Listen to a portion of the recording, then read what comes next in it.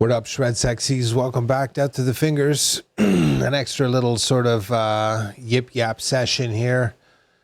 Just because I saw an interesting thread on the Twitters talking about how to survive the mad world when you're creative, you know, as a musician, as an artist or whatever. And I thought it was interesting. And honestly, I believe it comes down to like three basic pillars. You have health, both physical and mental. And then over here, the maintaining of your interests or hobbies, if you will.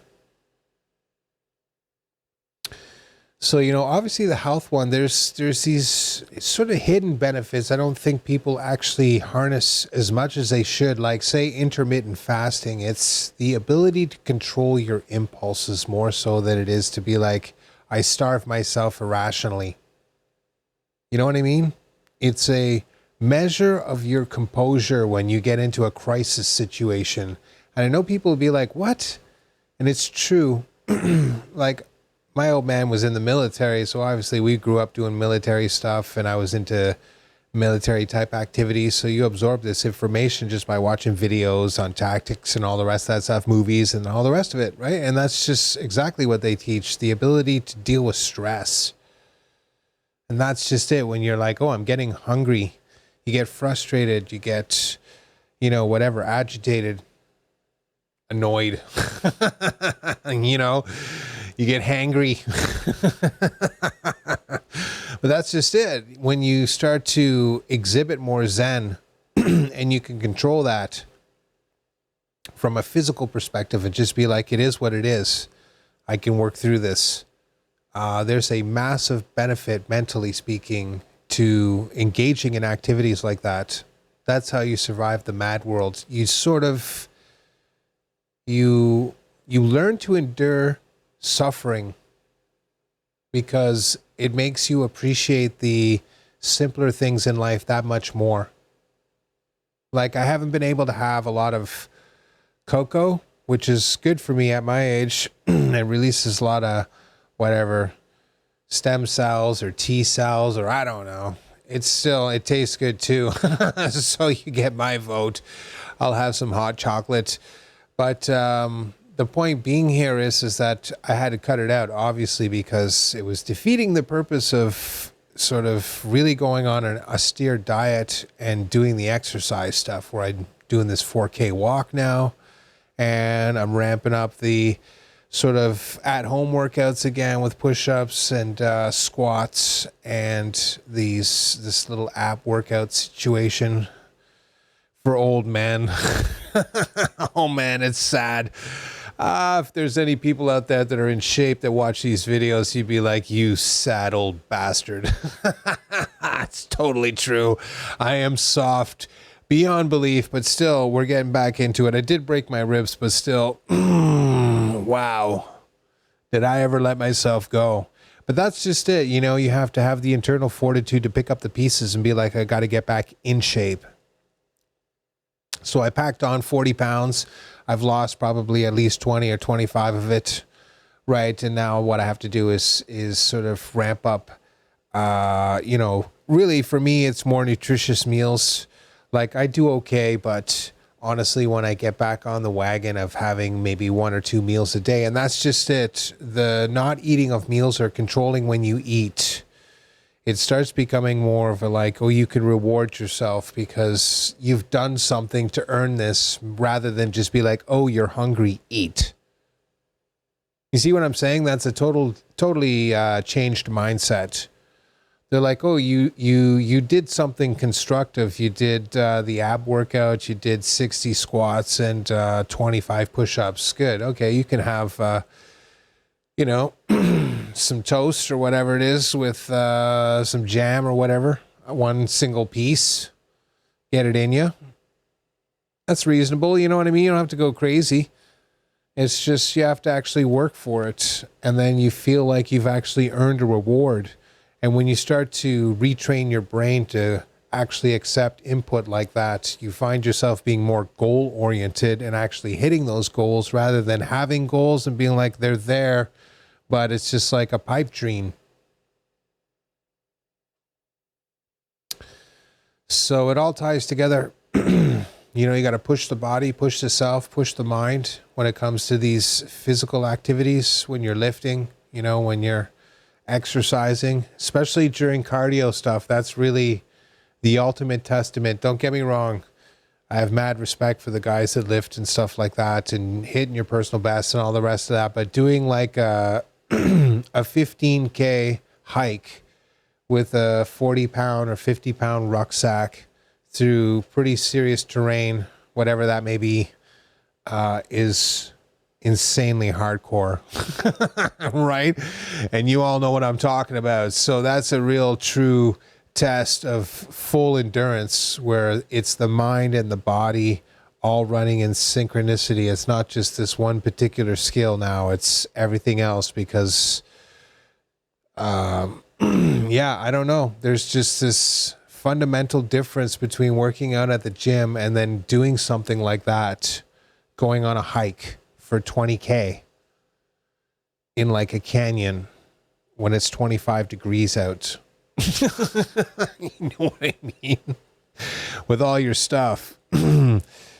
It's pretty hostile. So I think you can appreciate that. And that's just it. You need to develop the mental fortitude. And then, of course, it just spills over into all other aspects of your life. So that mental fortitude now to sort of go the extra mile, to shave off that extra little bit of time to do a little bit more with your personal best in terms of a lift or whatever it is. It's now reflected in, oh, well, I can, you know, push the envelope a little bit more in terms of the precision of the scale and the accuracy of the fingering and the timing and the transition between the strings and all the rest of it. It becomes your world. It's not just this thing that you have to consider. It's actually baked into the cake. So now it just is a consideration. It's not something to be considered.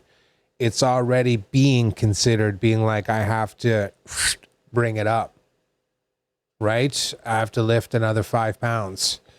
I have to do another 15 push-ups. I have to walk another K, whatever that is. It all relates. And then, of course, again, mental discipline with respect to controlling yourself after the fact. I go on the 4K walk and then I don't eat for another 12 hours. That's how you get it done, boys. Right? And you can have water and stuff. And honestly, there are moments around 11 o'clock. It's really unpleasant from about 11 till noon. But then, of course, after that, it's just like a 3-hour stretch and you don't even really notice it anymore. I could honestly go even longer, but I just find that if you go too long, you start to get feeling maybe a little ill when you eat. And that sucks worse because you just want to enjoy your meal. So I kind of find the happy medium. But if you're going full hardcore, you can go 24 or even 36 hours easily without eating. And that's really what you should be doing on a regular basis. Again, another testament to your mental fortitude, but also just something that is completely natural to the human condition. And that's just something that's far overlooked. There's real power there. You should harness it. You know what I mean? Both from a mental perspective and the benefits to your body. And I guess last but not least is minimize, the things that go either in your body in terms of food or junk food and stuff. And of course, the things you put on your body in terms of body washes and shampoo and all the rest of that stuff, because it's just filled with chemicals.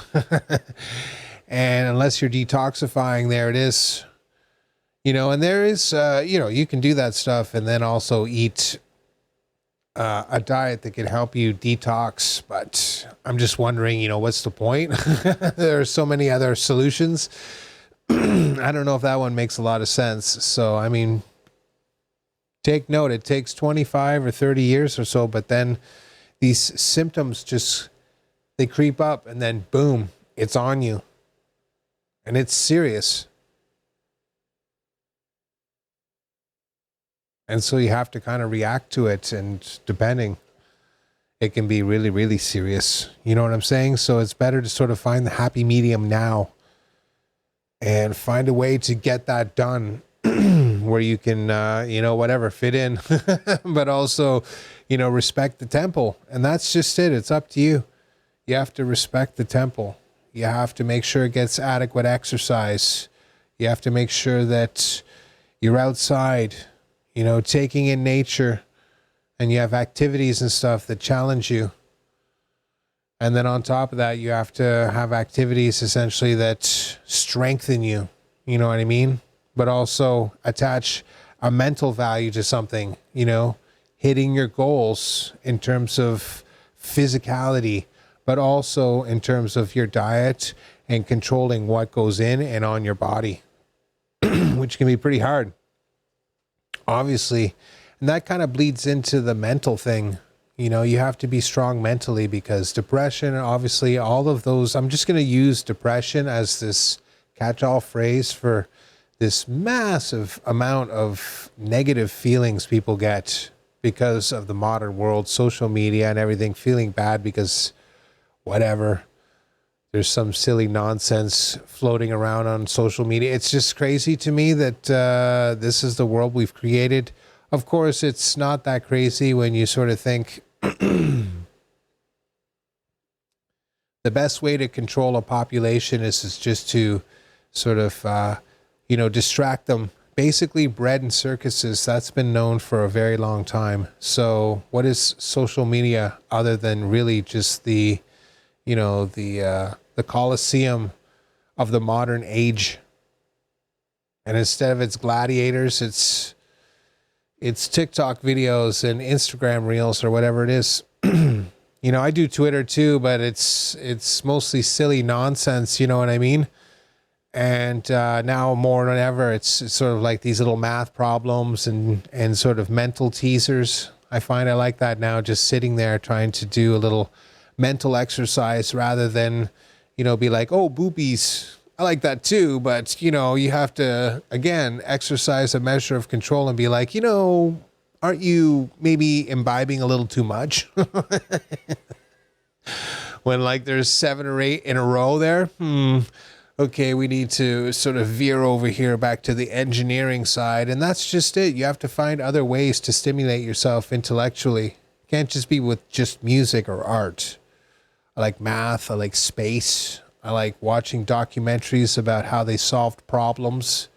You know what I mean? And trying to understand the math principles. And that's the nice thing. Obviously, there's a lot of documentaries and obviously videos on the internet now that go through these basic things like Archimedes screw and all the rest of that stuff in like exhaustive detail with the actual math done in 3 dimensions and stuff. It's just really cool. You know what I mean? Like you learn something.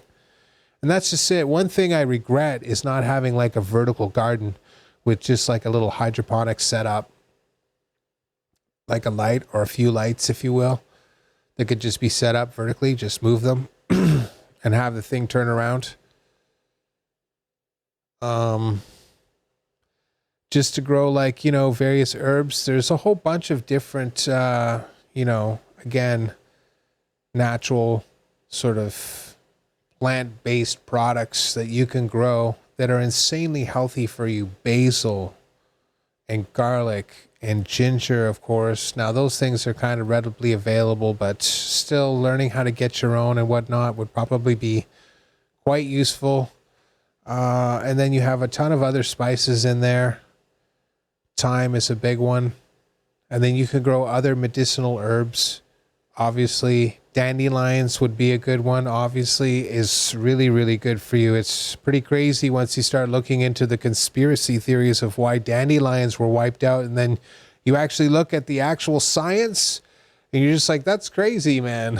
So, you know what I mean? Having something like that at your disposal and being knowledgeable about how to either grow these things and then cultivate them and then prepare them for consumption is obviously going to be a useful skill, because it's the prepared person that survives. And I don't want to get all like, oh, get to the bunker and all the rest of that stuff. Instead, it's just like, it's common sense. If you can detoxify yourself and give yourself a better chance at life or avoiding illness and stuff like that, wouldn't you do it? and all you had to do was invest some mind share. It seems kind of silly not to. It's like reading books. You should be reading bare minimum 3 books a year. Now I read 3 books a year, but they're 3, 7 to like 1,000 page books. So they're monsters. But that's just me, and it takes obviously a year to get there because I can't do it all the time. I'm too busy doing other things, especially with mixing music and doing stuff like that. So that's the thing. You have to find other outlets mentally to sort of divert your attention away from the internet or the doom cycle of news, which is designed, in my opinion, on purpose to sort of bring you down, is to keep you locked in this particular alpha state when you're consuming this kind of content that just comes at you rapid fire. It's just boom, boom, boom from all sides too. I'm playing Dead Space. There's that really awful part of the level where you have to shoot the asteroids. And unsurprisingly, it only took me 3 attempts this time. And last time, I think it took me like 20. Yeah, whatever. So I was just like, this sucks. But still, we got her done. It's like that. You know what I mean? It's just, they're smashing into, there's not much you can do. You're just like, this is nuts. So it actually inhibits your ability to assess information critically. That's why you got to tune out, read a book. And then you put the book down and you sort of sit there and reflect and you start to actually think about other things, maybe in contrast to what it was that you were reading or that jogged a memory or something. And then all of a sudden you have this moment of reflection. And that right there is what they've desperately tried to stamp out. The quiet moments between activities where you just did something that stimulated you mentally. And you kind of sit back and you have a moment and you just reflect on what it was that you were doing and what you read and how that affected you, I guess, an analysis, if you will. How do I feel? Your own personal Freudian whatever analysis about what it was you were just doing mentally. Right? And they desperately don't want you thinking about, that's weird. Because I was just reading that in the book, and then, I'm thinking about it in real life, that those two things start to parallel. And again, make your own determinations. I'm not here to tell anybody what to think, but my point being here is that they're trying to get you constantly focused on all the negative stuff, which robs you of the ability to just pull back, do something else, calm down, just disconnect, and then have a moment where you can kind of process the information quietly. I love reading my book and having a drink. And just by the end of the time I'm done reading, a couple hours, I've probably drank like 2 or 3. And there it is. I'm just like, happily in the zone. And then you can just put the book down and you put your glass down and you just sit back in your comfy chair.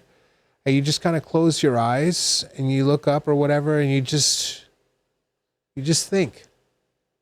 And that's what they don't want. They don't want you to have the time to think. So they ruin it. So that's how you survive it. You divert yourself into other areas. You grow plants and then learn how to prepare them and use them. You learn some other skill, how to fix a car, or an appliance, or anything of that nature. Ideally, you should be thinking that you'd want to abandon a major urban center, because if things go down, that's going to be one of the worst places to be, right? Now, I'm not making any predictions or I'm not saying anything. I'm just saying, statistically speaking, being trapped in a place that all of a sudden can't get access to food. Let's say that's the worst case doomsday scenario. No food in your city for the next month. And it's the dead of winter or whatever it is. It'd just be pandemonium. You know what I mean? It'd be absolute pandemonium. So that's my point, is if you could avoid a situation like that and become relatively self-sufficient, you have peace of mind. And I guess that's really where I want to sort of wrap up, if you will, with respect to the mental thing, is that you're constantly working towards this peace of mind, but that is relative to the thing that you're doing. Like, is there a conflict in you with respect to your guitar progress and playing and stuff like that? Have you actually taken a close look at your playing and been like, make a serious assessment, an honest one, and been like, I could actually improve here, you know what I mean? And you do you, and then commit to basically being like, I want to fix these things actually, and then do it. Right? And that comes from basically the same principles as before, is to be like, I could do 2 more push-ups and I can walk this extra block. And now you're like, well, I could take the prerequisite amount of time and actually learn this concept properly by sitting down and choking through some really boring lessons, but I'll just pound it right in there and just get it done and then work on it. And then, of course, 6 months later, you're like, damn, that sounded awesome. And you're like, I'm really glad I actually hunkered down and learned that thing, triad pairs, or just using the cage triads, or some sort of bluesed idea, or diminished, or dominant 7, whatever it is. And there it is. That's the payoff. And again, that comes from the mental mindset. And of course, you know, staying interested in your hobbies just means you have an opportunity to sort of shut the world out and just have a quiet moment to yourself to let you think about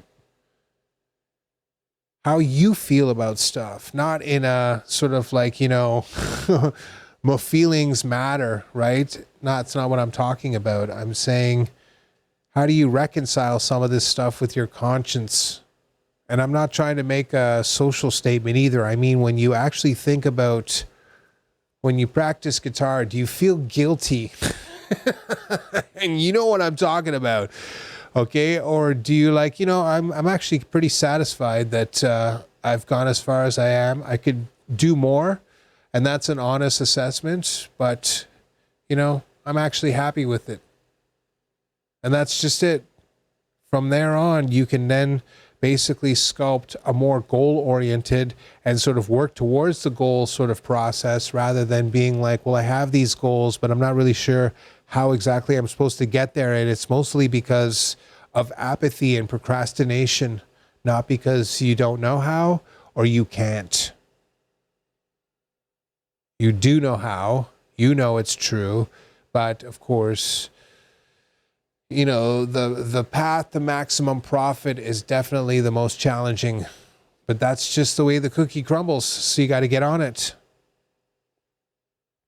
So develop your mind, develop your defenses, diversify your interests, find new ways to express your intellectualism, because playing an instrument is moderately sort of like elitist as far as the intellectual mindset is concerned. Sure, you can do it in a certain capacity and it can be construed as lowbrow, but for the most part, most people are fairly serious about it. You know what I mean? And they do a credible job as far as people who have no musical skill are concerned. So that's all that really matters. You know what I mean? You don't have to impress Steve Vai. If your mom's like, oh, that was awesome, and it made you feel good about yourself, great. You know what I mean? Mission accomplished. And that's all that really matters. You got to take it to the extreme that you feel comfortable with. But the thing is, it's like, don't get to a certain point and then just shut it down. Instead, always be striving to sort of push it. And you can deal with the world through this basic lens of the body fuels the mind provides opportunity and possibility for you to pursue. And of course, it's up for you to implement some kind of system or structure to allow you to accomplish and hit those goals. Right? The process to get close and then boom, to hit that plateau. And of course, you're just going to take that now as the new baseline, move it down here and set new ones. And you just keep redoing that process over and over and over again. And you keep doing it on many fronts. You're like, I read 3 books last year. I want to read 4 this year, or 5. You're like, I grew some plants last year. It was an utter failure. I need to rethink my strategy and do it again. You know what I mean? And take a more in-depth interest in it so you get a better understanding of the basics. Maybe you put too many botanical chemicals in there, too much nitrogen or whatever it is, and they just couldn't handle it. Listen, you're not going to be perfect on every sort of swing, but ultimately the fact that you're trying is just as important. But obviously you can't just be stuck in this redundant cycle where all you do is try and fail. There has to be some point where you're just like, you try and then you succeed. And usually the difference there is the mental fortitude to sit down again, assess, be honest with yourself, and then execute. Did you work out as hard as you should have? Did you go as long as you could have between meals? Did you eat as healthy as you could have? Should you have had that extra little naughty thing that you shouldn't have? Pick the metric. It doesn't matter. What does matter is you adhering to your principles, that you have a certain measure of integrity and you maintain it. You stay true to your word, and that's not to everybody else. Obviously, that goes without saying. It's to yourself. If you told yourself you were going to do something and you quit, then you lied to yourself. So you have to reevaluate. Did you quit because you set the bar too high, or because you didn't actually invest enough into it to get it done? And then choose the appropriate course by dialing it back based around how much you could actually play, and then hit that goal and get back on track. Or, you know what I mean? Or just build up a whole bunch of little sort of resentments like that, which actually poison the well of inspiration and the joy of playing and stuff like that. And then all of a sudden you're just like, I don't want to play music anymore. It's just not that fun. That's what happens. It's just you hit several ceilings and you're like, oh, the next one is a lot more difficult to hit than I thought. And that's because they're missing one of these key pillars, or they're not actually maintaining them to the degree that you have to. I hate push-ups, but I still do them. You know what I mean? I don't mind the walks, but they're getting pretty onerous now. Let me tell you, my body hurts. So I just got to keep going and not be a wuss. And that's just it. You have to really drive the mind. That's the thing. And having a regimented sort of view of the world can sometimes impair you, but having too creative a view of the world can also impair you. It's a combination of the both, and knowing when to apply one specifically in one circumstance, and then when to be more freewheeling with it in other circumstances when you need to be a little bit more variable. I think that's what people don't understand. They try to set boundaries and then wonder why things turn to disaster when things start to veer off. It's like, okay, well, this is the basic plan, but if you have to, do some course correction in there, oh, well, is that the end of the world? I doubt it. No. So again, surviving the crazy world is about developing your mind, and you keep your mind sort of like vitalized by making sure your body is in tip-top condition. You do that by exercising what goes in it, what goes on it. You do that by exercise and maintaining a healthy diet, right? You can cheat. I had pizza yesterday, but that was the first time in a month. And I made it from scratch, so it sort of sucked because I'm not very good at pizza. But I'll keep working on it until I'm good at it. I just need to master the crust. And, well, negative. So, for every failure, there's a success somewhere down the line if I put my mind to it. But clearly I should have watched a few YouTube videos. It seemed pretty straightforward in the recipe part on the internet by reading it, but 9. Okay. And then, of course, at the very end is maintaining an interest and diversifying that interest across many different intellectual spheres, botany, chemistry, stuff like that. That's why growing things is so perfect. You have the chemistry aspect with mixing sort of, whatever the nitrogen and charcoal content, blah, blah, blah, and doing the pH measurements. It's a match made in heaven. Plus, you get so much from it, so it's a no-brainer. Then some other one, like obviously for us it's music, but then on top of that, you should have like reading some books and being interested in content that's educational. You can still watch Conan the Barbarian, but you got to watch a science documentary on like the 10 most unsolved problems that are worth $1 million to somebody out there. And they'll sit there for half an hour, 45 minutes discussing these things. And you'd be like, I didn't even understand half of what that person said. It doesn't matter. And then tomorrow it's a video on philosophy of the self, on Jung or Nietzsche or whoever. And so on and so forth. You have to force yourself to do things. And then when you do it that way, when it comes to music, you'd be like, okay, I will watch this video for a half an hour on how to use, diminished theory. And you'd be like 2 seconds in, you'd be like, I'm lost already, but I'm staying committed. And you'll watch it 4 or 5 more times. And then at the 5th one, you'll finally gain a measure of understanding. You'll be like, I know how to use it now. And there it is. Job's done. There it is. My video's finito.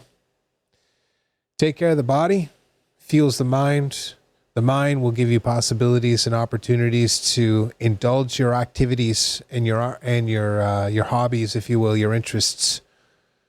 And by diversifying them and stuff like that, you can just sharpen little aspects of your personality and your mental skills, which ultimately lead as the primary protection against the kind of manufactured chaos that you're seeing in our world, which is trying to basically destroy your tranquility. So use your art and your intellect as a shield to unplug and basically indulge in other ways, the old ways, if you will. And I think you'll be surprised that the nonsense of the real world just starts becoming comical, and you become immune to its silliness. And obviously it's got real world consequences, but as little people, what exactly are we going to do? Are we going to challenge Donald Trump or somebody like that? Of course not. So you just got to roll with the punches until all of a sudden people are like, nah, we don't want to do this anymore. And it seems like it's getting closer every single day. And I don't know what that means, but in the meantime, it doesn't make a whole lot of sense to burn yourself out. Instead, shore yourself up mentally, because if times do get really harsh and hard, you have to be prepared to deal with it, or else you're just going to get reaped. And that's never good. Right? So either way, that's my point. You can build up this mental resilience that can basically come through in the worst possible moments. And listen, we're going to go through some hard times no matter what. I don't know what the future holds, but it's looking pretty dark as is. So that's the end of the video. Thanks so much for joining me. I appreciate every single one of you. And again, just try to think about what's important to you. Set out some global goals. Exercise. Try to eat healthier. And then start reading books or finding other activities. Playing chess is another one that's really great. Or Go if you're into the Asian stuff. And there are other ones too, of course.